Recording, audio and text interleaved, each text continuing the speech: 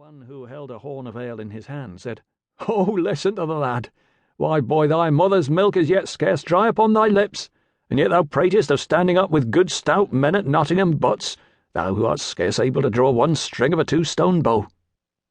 "I hold the best of your 20 marks," quoth bold Robin, "that I hit the clout at 60 rods, by the good help of Our Lady fair."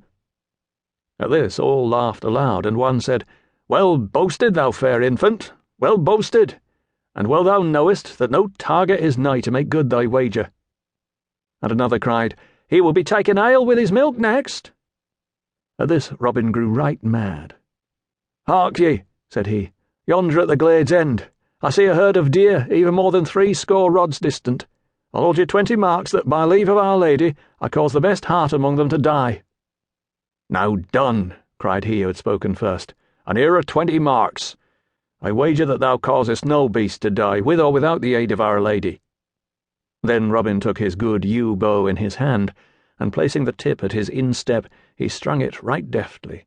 Then he knocked a broad cloth-yard arrow, and, raising the bow, drew the grey goose feather to his ear.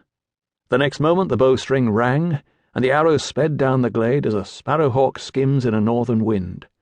High leaped the noblest heart of all the herd, only to fall dead, reddening the green path with his heart's blood. "Ha!" cried Robin, "how likest thou that shot, good fellow? I wot the wager were mine, and it were 300 pounds. Then all the foresters were filled with rage, and he who had spoken the first and had lost the wager was more angry than all. "Nay," cried he, "the wager is none of thine, and get thee gone straightway, and by all the saints of heaven I'll baste thy sides until thou wilt ne'er be able to walk again." "Knowest thou not," said another, "that thou hast killed the king's deer? And by the laws of our gracious lord and sovereign King Harry, thine ears should be shaven close to thy head." "Catch him," cried a third. "Nay," said a fourth, "let him e'en go because of his tender years." Never a word said Robin Hood, but he looked to the foresters with a grim face, then, turning on his heel, strode away from them down the forest glade. But his heart was bitterly angry, for his blood was hot and youthful and prone to boil. Now well would it have been for him who had first spoken had he left Robin Hood alone, but his anger was hot, both because the youth had gotten the better of him and because of the deep draughts of ale that he had been quaffing. So, of a sudden, without any warning, he sprang to his feet and seized upon his bow and fitted it to a shaft. "Aye," cried he, "and I'll hurry thee anon," and he sent the arrow whistling after Robin. It was well for Robin Hood that that same forester's head was spinning with ale, or else he would never have taken another step. As it was, the arrow whistled within 3 inches of his head, and then he turned around and quickly drew his own bow, and sent an arrow back in return. "You said I was no archer," cried he aloud, "but say so now again." The shaft flew straight.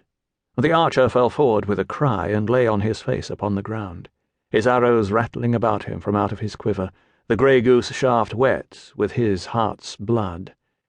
Then, before the others could gather their wits about them, Robin Hood was gone into the depths of the greenwood. Some started after him, but not with much heart, for each feared to suffer the death of his fellow.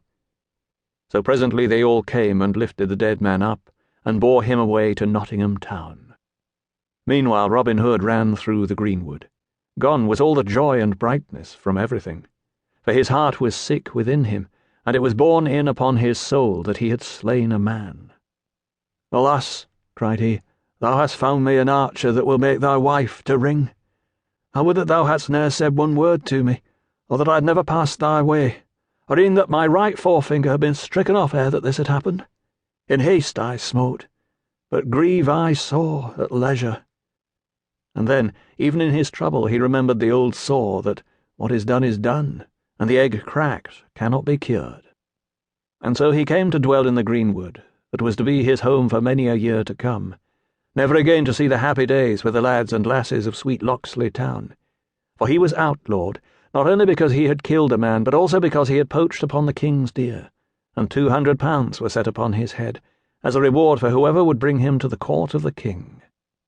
Now the Sheriff of Nottingham swore that he himself would bring this knave Robin Hood to justice, and for 2 reasons. First, because he wanted the 200 pounds, and next, because the forester that Robin Hood had killed was of kin to him. But Robin Hood lay hidden in Sherwood Forest for 1 year.